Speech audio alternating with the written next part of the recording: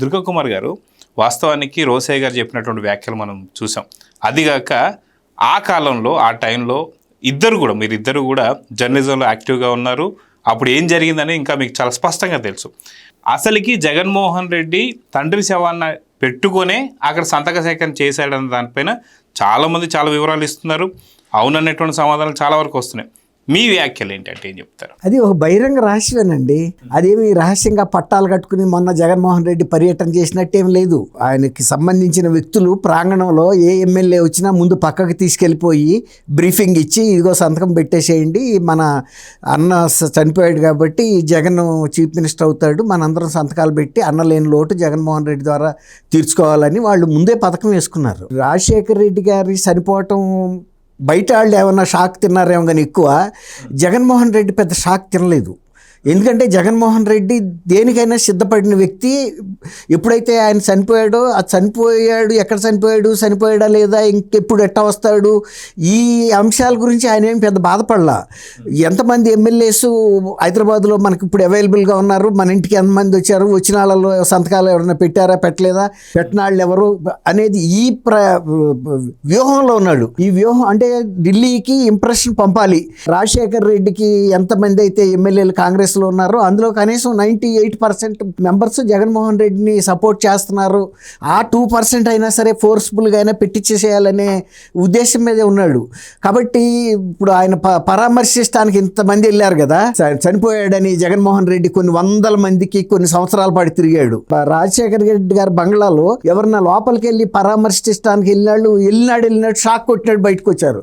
ఎందుకంటే అక్కడ ఎవరు బాధపడుతున్న వాళ్ళు లేరు, వాళ్ళని పరామర్శించే దశలో వాళ్ళు లేరు. వాళ్ళకు ఉన్నదల్లా ఎవరు చీఫ్ మినిస్టర్ అవ్వాలి, ఎట్టా అవ్వాలి, ఇప్పుడు జగన్మోహన్ రెడ్డిని ఎలా ప్రొజెక్ట్ చేయాలి, ఢిల్లీ వాళ్ళని ఎలా ప్రసన్నం చేసుకోవాలి, ఇది డబ్బుతోనా లేకపోతే ఎమ్మెల్యే సంతకాలతోనా, ఎవరెవరిని పట్టుకుంటే అవుతుంది, పవర్తో అవుతుందా, లేకపోతే కాశ్మీర్ మాజీ ముఖ్యమంత్రి పెద్ద ఆయన ఉన్నాడు కదా, అట్లా ఆయన వ్యూహంలో ఆయన ఉన్నాడు. కాబట్టి వీళ్ళు అనుకున్నట్టు ఆయన ఏదో తీవ్రమైన విచారంలో మునిగిపోయాడని కానీ, లేదు మా నాన్న చనిపోయిన పావురాలగుట్ట దగ్గరికి నన్ను అర్జెంటుగా ఎట్లా తీసుకెళ్లాలని కానీ, ఆయన వివేకానంద రెడ్డి గారు చనిపోతేనే ఎంత లీజర్గా వెళ్ళాడో మనం చూసాం. వివేకానంద రెడ్డి గారికి ఎంత ప్రాముఖ్యత ఇచ్చాడో తండ్రి విషయంలో కూడా అంతే ప్రాముఖ్యత ఇచ్చాడు. అంతేగాని నా తండ్రి చనిపోయాడు కాబట్టి గబాలను నేను పావురాలగుట్టకి వెళ్ళిపోవాలి, నేను సచ్చినా పర్వాలేదు, నాకేం కాదు తండ్రి శవాన్ని తేవాలన్న తాపత్రం ఆయనకి ఏం లేదు. వచ్చిన కాడికి వస్తుంది, రాకపోతే రాదు. అప్పుడు చనిపోయాడన్న కన్ఫర్మేషన్ కూడా పూర్తిగా లేదు. అంటే వీళ్ళకుండా అవకాశాన్ని బట్టి హెలికాప్టర్ అంతసేపు మిస్ అయింది అంటే, కమ్యూనికేషన్ కట్ అయింది అంటే క్రాష్ అయి ఉంటుంది అనేది ఒక అవగాహన ఏవియేషన్ గురించి తెలిసిన ఎవరైనా చెప్తారు. కాబట్టి అది క్రాష్ అయి ఉంటుంది, చనిపోయి ఉంటాడనే ఒక అవగాహనకు వచ్చేసాడు. దాని గురించి ఇప్పుడు బొత్స సత్యనారాయణ గారు తల మీద గుడ్డ వేసుకుని పెద్దసేపు ఏడవటం ఇదంతా చాలామంది గమనించిన విషయం ఏంటంటే, బొత్స సత్యనారాయణ గారు నిన్న ఏడ్చిన కారణం ఏంటంటే ఆయనకి పెద్ద వయసు వచ్చింది, ఈ మధ్యలో ఆరోగ్యం దెబ్బతింది. ఓ రకంగా ఆయన ఒక రకమైన మానసికమైన డిప్రెషన్లో కూడా ఉన్నాడు. ఆ సావు గుర్తొచ్చినప్పుడు ఆయనకి ప్రేమ లేదని నేను అంటలేదు. ఇంతకాలం మానసికంగా ధైర్యంగా ఉన్నాడు, ఆరోగ్యంగా ఉన్నాడు కాబట్టి స్థిమితంగా ఉన్నాడు. కొంత మొన్న దెబ్బతిన్నది కదా ఆరోగ్యం, మాటకి పడిపోతున్నాడు. ఆయన ఆ రకమైన డిప్రెషన్లో కొంత మనిషి కుంగుబాటుకు గురయ్యాడు. అంతేగాని ఆయన మధ్య ప్రేమ లేదని దొంగ ఏడుపు అనే మాట అయితే కాదు.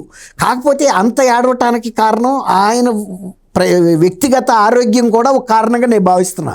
ఎందుకంటే నాకు బొత్స సత్యనారాయణ గారి గురించి తెలుసు, నేను ఆయన్ని అనేక సందర్భాల్లో మాట్లాడాము. మా విజయవాడలో కూడా ఆ మధ్యలో ఎయిర్పోర్ట్లో కలిసినప్పుడు కూడా గత సంగతులు కూడా గుర్తు చేసుకున్నాం. ఆయనకి రాజశేఖర రెడ్డి గారితో ఉన్న సంబంధం కానీ, ఆయన రాజశేఖర రెడ్డి గారికి ఎట్లా అండగా నిలబడ్డాడనే అంశం మీద. కాకపోతే వ్యక్తిగతంగా మొన్న ఈ మధ్య వచ్చిన అనారోగ్యం కూడా కొంత కారణం. తర్వాత పార్టీలో జరిగిన డెవలప్మెంట్, జగన్మోహన్ రెడ్డి ఆయనలాగా వ్యవహరించలేకపోతున్నాడు. ఇక ఈ పార్టీ మనుగడ కొనసాగదు, నా ఆరోగ్యం సహకరించట్లేదు, నేను దీని నుంచి వైదొలగాల్సి వస్తుంది రాజకీయాల నుంచి. ఆరోగ్యానికి మించి అయితే రాజకీయాలు కాదు కదా. అంతేగాని అచ్చెన్నాయుడు ఆయన అనేక సార్లు బాహాబాహి అనేక సార్లు మాట్లాడుకున్నారు. ఆయన నిన్న అచ్చెన్నాయుడు గారు కూడా వాస్తవాలే చెప్పాడు తప్ప అనవసరమైనటువంటి విషయాలు కూడా చెప్పలా. సత్యబాబు అని వాళ్ళు స్థానికంగా ఎట్లా సంబోధించుకుంటారో అంతకుముందు సత్యబాబు చెప్పిన మాటలే చెప్పాడు. అది వ్యక్తిగతంగా ఆయన ఆరోగ్యమే ఆయన మీద ఆ ప్రభావం చూపించింది. అనిపించింది అంతే.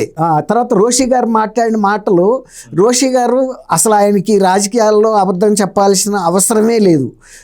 ఆయనకి రాజకీయాలు బ్రెడ్ అండ్ బట్టర్ కూడా కాదు. ఆయన సహజంగా సంపాదించుకున్నాడు.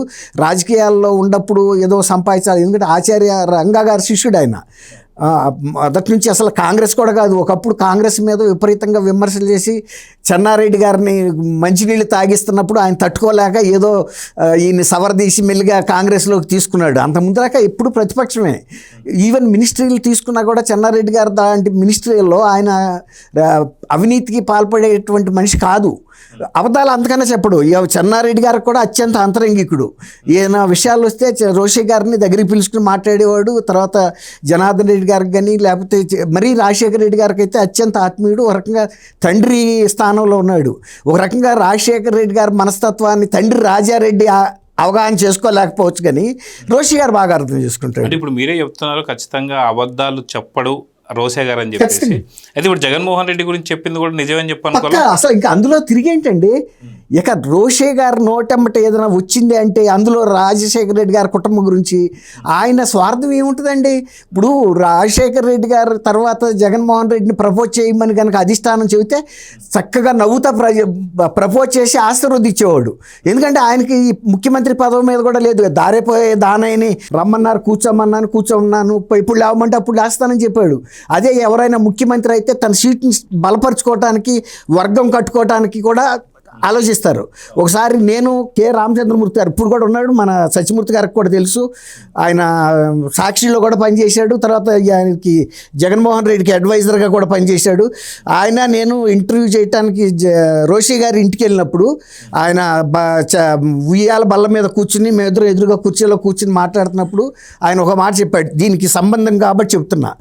ఏముంది కుమార్, నీకు తెలుసు కదా, నాకేమైనా వర్గం ఉందా, నాకేం బలం ఉందన్నాడు. నేను అన్నానప్పుడు వర్గం లేకపోవటమే బలం. ఒక్కొక్కసారి న్యూట్రల్ క్యాండిడేట్స్కి అదే అడ్వాంటేజ్ అవుద్ది. ఆ గ్రూప్ వాడైతే వీడు ఒప్పుకోడు, వీడైతే వాడు ఒప్పుకోడు. న్యూట్రల్ పర్సన్ ఇద్దరు ఒప్పుకుంటారు. నిజంగానే అటువంటి పరిస్థితి ఆయనకి ఆ రోజు వచ్చింది. పివి నరసింహారావు గారు ఇలా వివాదరహితుడో కాంగ్రెస్లో పెద్ద మనిషిగా ఉన్న రోషే గారికి మొన్న ముఖ్యమంత్రి ఇవ్వాలని అధిష్టానం అనుకోవటం కానీ, ఈ లోకల్గా ఎవరు ఎదురు చెప్పకపోవటం కానీ ఆయన పెద్దరికానికి నిదర్శనం.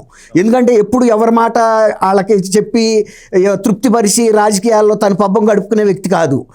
మంత్రివర్గంలో ఉన్నప్పుడు కూడా తన అభిప్రాయాలు కొండ పగలగొట్టినట్టు మంచి అయితే మంచి, చెడు అయితే చెడు చెప్పేస్తాడు. ఈవెన్ చెన్నారెడ్డి గారు లాంటి వ్యక్తితో కూడా చెప్పగలిగిన వ్యక్తి. చెన్నారెడ్డి గారి ముందు ఎవరు పడితే వాళ్ళు మాట్లాడలేరు, కానీ ఈయన ఆ వ్యక్తిత్వం ఉంది. రాజశేఖర రెడ్డి గారు పోయేటికైతే ఇంకా కొంచెం తండ్రి స్థానంలోకి వెళ్ళి కూడా అంతరంగిక విషయాల్లో కూడా ఈయన రాజశేఖర రెడ్డి ఆయన చెప్పుకునేవాడు. జగన్మోహన్ రెడ్డి పెడుతున్న ఇబ్బందులు ఆయన ఇక్కడ ఉంటే తనకి ఎంత తలనొప్పిగా ఉంది కాబట్టి బెంగళూరు పంపించేసుకుంటాను, అట్లా చేసుకోమని. ఆయనే కాదు, విజయమ్మ గారు కూడా ఈయన ఒక పెద్ద తండ్రిలాగా చూసుకుంటారు, ఇద్దరు దంపతులు ఇద్దరు. కాబట్టి రోషే గారు రాజశేఖర రెడ్డి గారి తర్వాత ముఖ్యమంత్రి కావాలని కోరుకున్న వ్యక్తి కానే కాదు.